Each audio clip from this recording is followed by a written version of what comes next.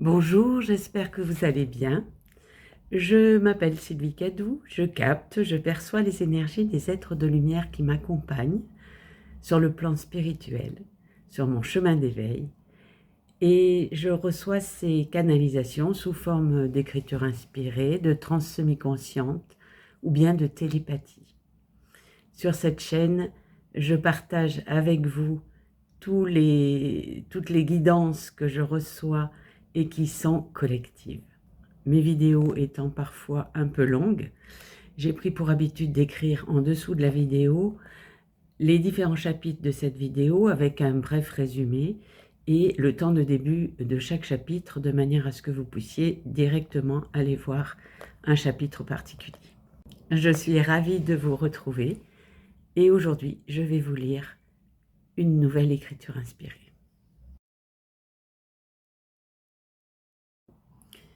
Explorez votre être intérieur, les richesses de votre essence divine, sans oublier votre objectif, celui de révéler le divin en vous,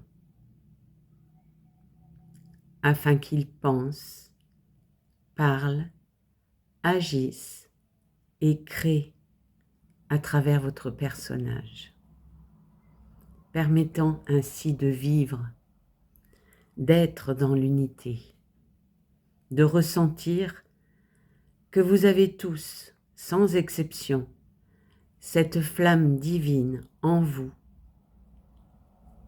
et qu'en prendre conscience vous ouvre à une vision plus juste de la connexion à la source, de votre connexion à la source.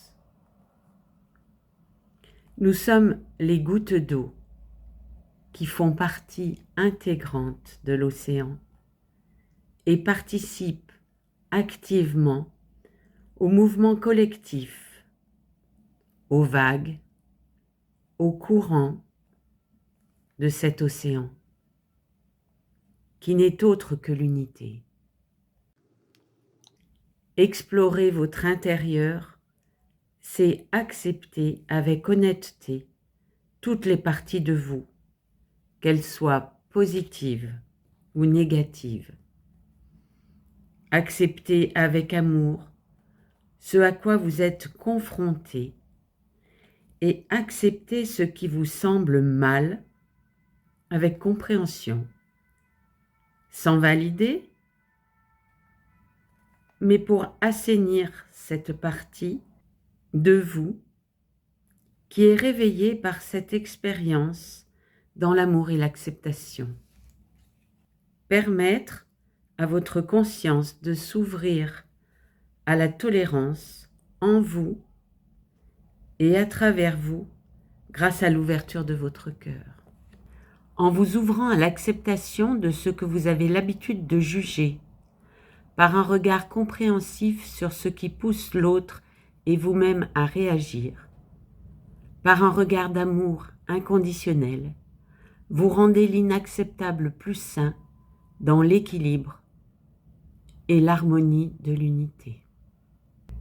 Toute confrontation à une épreuve ou à un obstacle est une occasion pour vous d'observer, de ressentir, de vivre en conscience ce qui occasionne votre jugement et ainsi de libérer les causes de vos souffrances. Observez les émotions qui apparaissent et observez-les disparaître ensuite. Soyez attentifs au fait que lorsque l'épreuve s'évanouit, vous pouvez retrouver par choix, avec détermination, l'état de paix qui perdure au plus profond de vous. Après avoir vécu une difficulté, vous avez le choix de la maintenir présente, en la nourrissant par les pensées, ou bien de la laisser s'éteindre en vous recentrant dans l'espace de votre cœur, où vous pourrez tout au fond de vous connaître à nouveau paix et harmonie, amour et lumière. Soyez bienfaisant avec vous-même et tolérant avec autrui. Les énergies d'amour que vous pouvez rayonner se diffusent et transforment les énergies du collectif, aidant ainsi la Terre et l'humanité à s'élever en vibration, et ainsi s'élever en conscience. Ce que vous modifiez en vous-même modifie le collectif.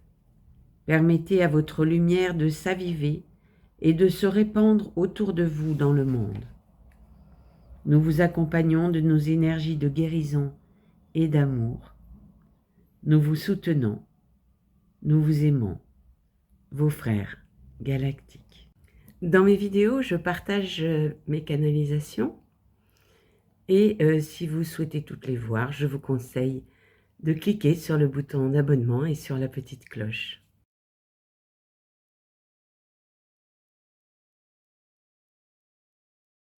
Dans cette guidance, ce que nous préconisent nos guides, c'est que lorsque nous nous trouvons face à un obstacle, face à une difficulté, face à une souffrance quelconque, eh bien, d'observer celle-ci et de ne pas forcément juger comme on a l'habitude de le faire. Évidemment, depuis l'enfance, on apprend à juger, alors on est bien en difficulté lorsque on doit arrêter de juger soi-même et les autres. Par exemple, oui, je pense que c'est bien qu'on prenne un exemple. Par exemple, vous avez devant vous, vous êtes confronté à une situation où quelqu'un est en colère. Quelqu'un est en colère contre vous, ou quelqu'un est en colère contre quelqu'un d'autre. Enfin bref, quelque chose que auquel vous n'adhérez pas forcément. Mais ce qu'on a tendance à faire, c'est juger. Se dire, être en colère, c'est mal. C'est mal entre guillemets, bien entendu. Être en colère, c'est dans la dualité de ce que nous vivons, c'est la polarité qui n'est pas sympathique, qui n'est pas agréable et que on peut juger ça, nous, parce qu'on a pris l'habitude de le faire, comme étant quelque chose de mal. Et dans ce cas-là, on se dit « Oh, mais moi, je ne veux pas savoir, je ne veux pas voir, je veux même pas observer, je m'en vais. » Ou bien ça me brasse, je me laisse embarquer et ça me brasse énormément. Eh bien, ce que nous préconisent les guides à ce moment-là, c'est d'être observateur.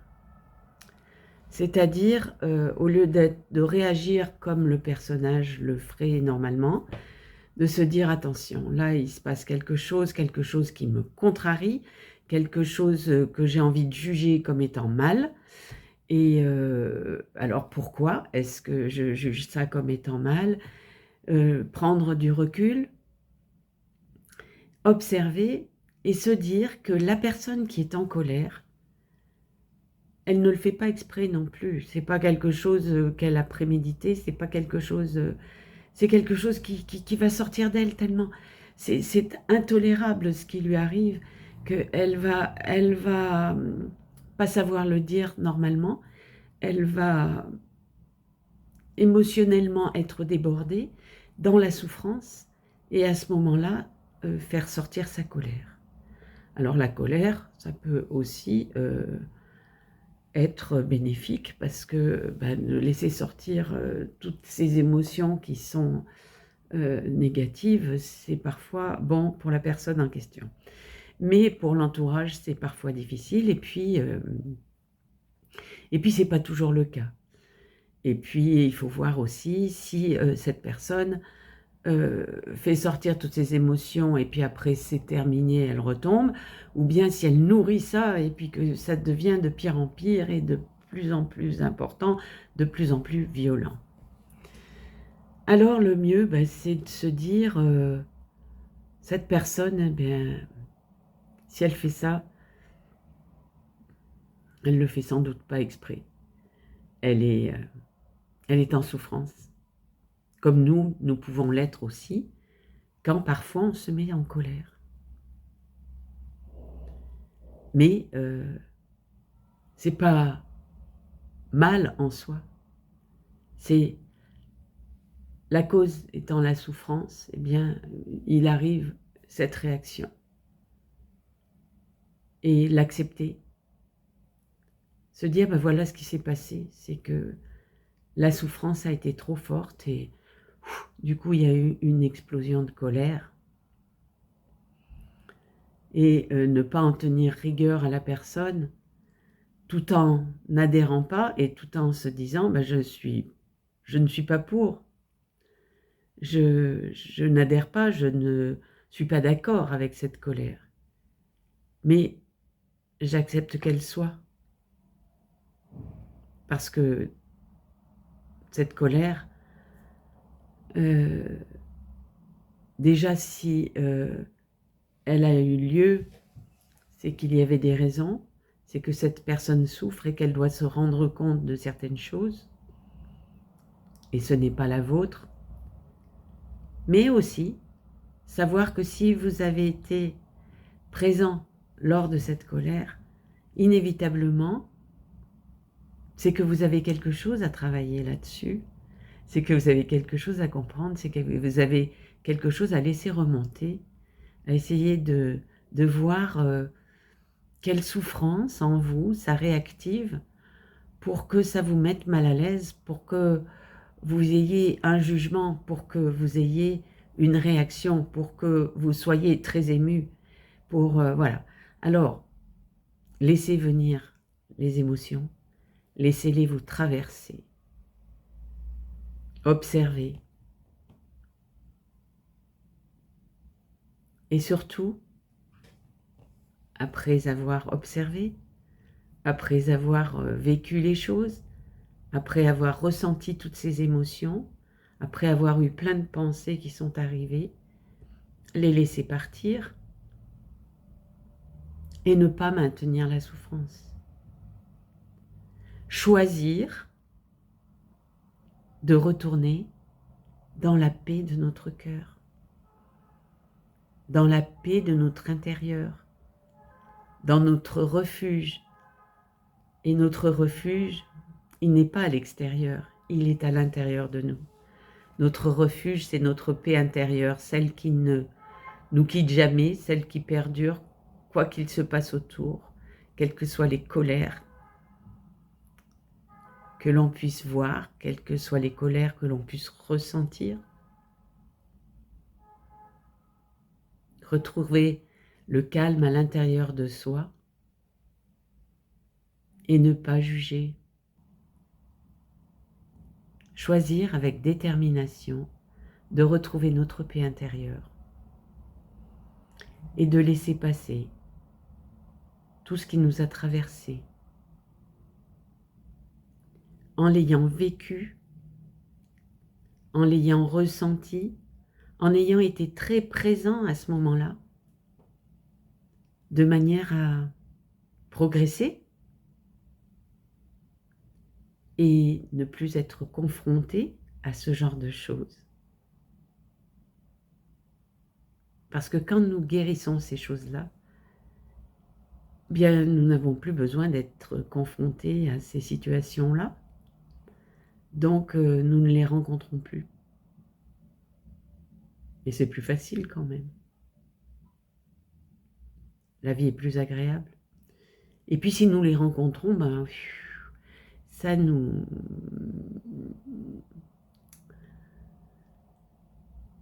effleure de partout.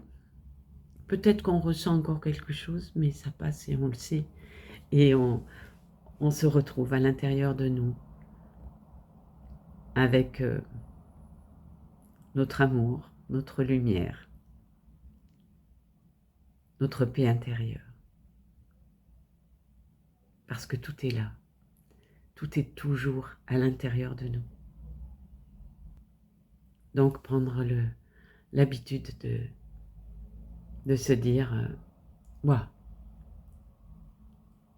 je retourne dans mon calme intérieur, dans le refuge de mon cœur, là où l'amour est toujours présent, là où la paix règne, là où il y a toujours de la joie.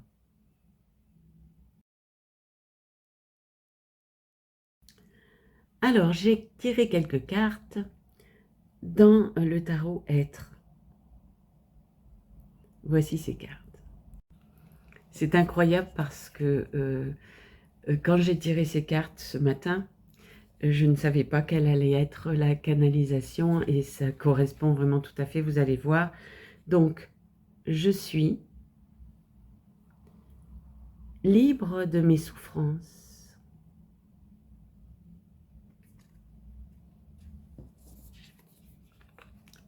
Enraciné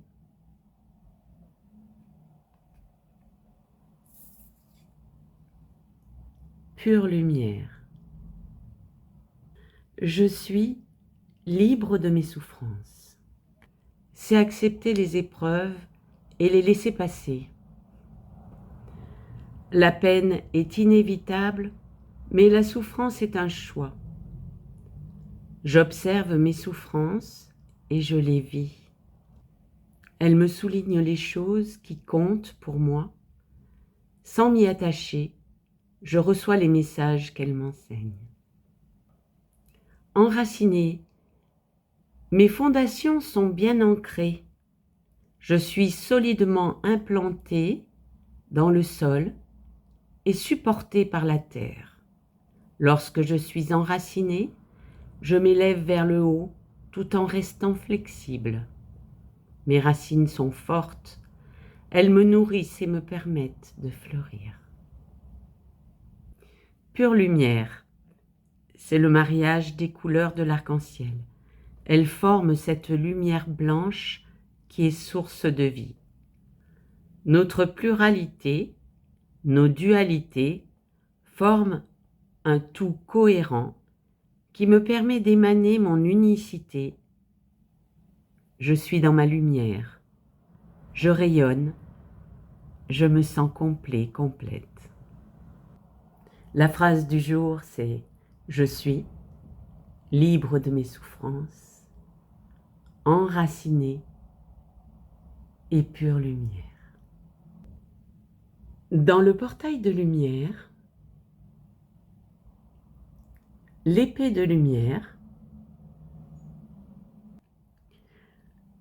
protection divine, corde coupée, énergie de progrès. L'épée de lumière est l'outil énergétique principal de l'archange Michael, le prince du ciel. Son nom signifie « celui qui est comme Dieu ». Et il est considéré comme le bras droit de la source. C'est l'archange qui a choisi de guider et de protéger tous les artisans de lumière. Quiconque se sent appelé à faire une différence sur cette planète peut faire appel à lui. L'épée de lumière a été décrite à la fois comme une pointe lumineuse ou un éclair d'orage. Quoi qu'il en soit, c'est un puissant symbole de vérité et de pouvoir spirituel.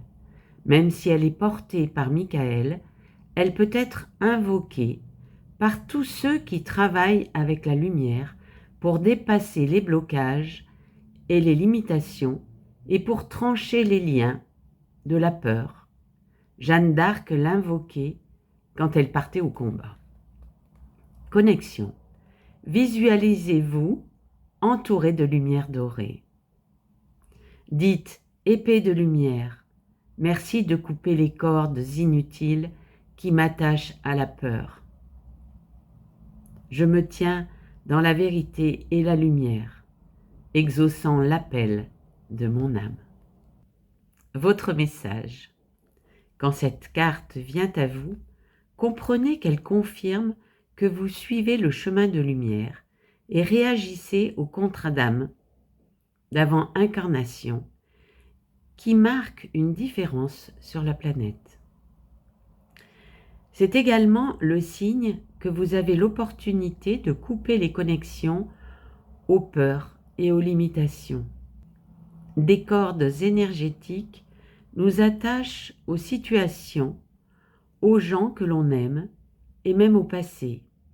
Sachez qu'il va y avoir beaucoup de liens tranchés et que vous vous sentirez sans doute isolé pour un temps, car vous devrez reconfigurer votre cercle de confiance dans une vie plus alignée sur le meilleur.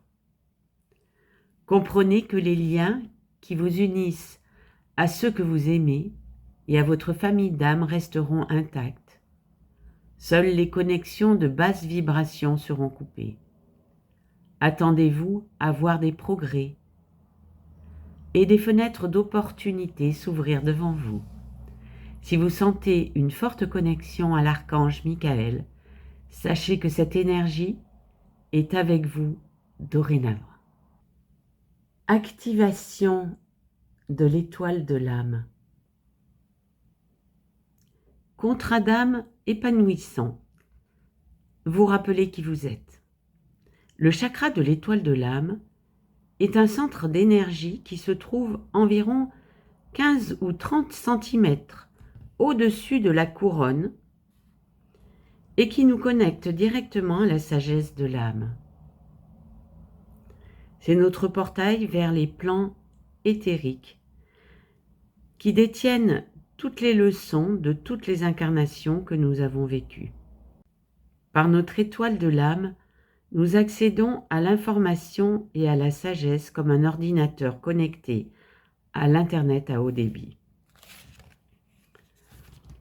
Au lieu d'avoir à nous déplacer à travers les dimensions pour obtenir les données, nous pouvons rester en ligne tout le temps et télécharger le soutien aux besoins.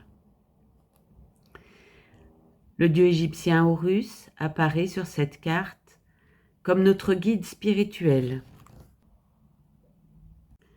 On dit que sa représentation à tête de faucon illustre la connexion au soleil, à la lune et aux étoiles. En tant que gardien des portails énergétiques vers les plans cachés, il nous aide à nous rappeler nos origines stellaires, à ouvrir notre médiumnité et à nous relier directement à la sagesse détenue par les étoiles. Connexion. Imaginez-vous dans un espace grand ouvert, sous un ciel nocturne rempli d'étoiles. Dites Horus, gardien du ciel cosmique, merci d'activer mon chakra de l'étoile, de l'âme, afin que je me souvienne au niveau de mon âme. Votre message. Dans vos parcours précédents, vous avez beaucoup appris sur les rouages intérieurs de votre âme et sur les cycles du karma. Avant cette incarnation, vous avez posé la forte intention de vous souvenir de vos origines divines. Vous êtes maintenant dans un espace puissant pour vous rappeler qui vous êtes vraiment et vous savez que vous possédez de quoi faire une grande différence dans votre vie, dans celle de vos proches et bien sûr dans le monde. Cette mémoire est alignée sur les contrats d'âme que vous avez signés avant d'entrer dans ce plan. Si vous doutez d'avoir pris les bonnes décisions, sachez que même si vous n'en êtes pas conscient, tout ce que vous avez choisi jusqu'à présent est en accord avec le plan d'évolution de votre âme. Et code des semences lémuriennes. Code des semences lémuriennes. Embrasser la sensibilité, unicité, vivre avec grâce. La Lémurie se trouvait autrefois au milieu de l'océan Pacifique. Les habitants de cette terre sacrée vivaient en totale harmonie avec la nature et étaient connectés à chaque être vivant, comme dans le film Avatar. Leur vision intérieure était pleinement activée au point que l'on pense que leur glande pinéale était totalement développée et qu'ils pouvaient voir à des centaines de kilomètres dans chaque direction, à la manière du sonar des dauphins et des baleines. La majorité opérait à partir de l'espace du cœur, respectant la nature et se respectant mutuellement, si bien que lorsque leur civilisation fut détruite par un cataclysme, très probablement dû au mouvement des plaques tectoniques provoquant des éruptions volcaniques et des tsunamis. La plupart d'entre eux ont ascensionné. On dit que ces êtres hautement connectés, sachant que leur civilisation allait périr, ont décidé d'envoyer des vagues de guérison dans une autre zone de la planète pour le bénéfice des civilisations futures. Ils ont canalisé télépathiquement leurs fréquences dans des formes pensées destinées à devenir des cristaux qui seraient découverts par milliers ou millions des siècles plus tard. Ces graines lémuriennes sont un type de cristal de quartz que l'on trouve principalement au Brésil ou en Colombie. Ce sont des cristaux puissants avec des stries semblables à des codes barres gravés sur leur face. Ils possèdent une énergie féminine réceptive qui nous aide à entrer dans un mode de vie plus doux afin d'aider l'évolution de l'espèce. Connexion. Visualisez-vous sur une île entourée d'une eau bleue pâle, vivant en harmonie avec tous les êtres. Si vous possédez une graine lémurienne, tenez-la dans la main gauche, invoquez les ancêtres de Lémurie et invitez-les à partager leur sagesse. Votre message. Vous êtes un être de grande sensibilité. Vous pensez peut-être que c'est une malédiction, mais cette carte vient vous faire savoir que c'est un don. Elle indique que vous avez passé des vies et des vies derrière un bouclier géant pour empêcher le monde de voir celui que vous êtes vraiment. Mais vous êtes une âme élevée et vos dons uniques et incroyables méritent d'être partagés. En embrassant votre unicité, vous pouvez aider beaucoup d'autres personnes à rencontrer la leur. Cette vie est une expérience de grâce avec moins de défense et plus de confiance. Il ne s'agit pas de vous protéger, mais d'entrer dans un espace d'abandon afin de révéler votre être véritable. Je termine cette vidéo en vous souhaitant une belle semaine, beaucoup d'amour, beaucoup de lumière. Vous pouvez bien entendu partager cette vidéo, je vous porte dans mon cœur, je vous aime. Et je vous dis à très bientôt.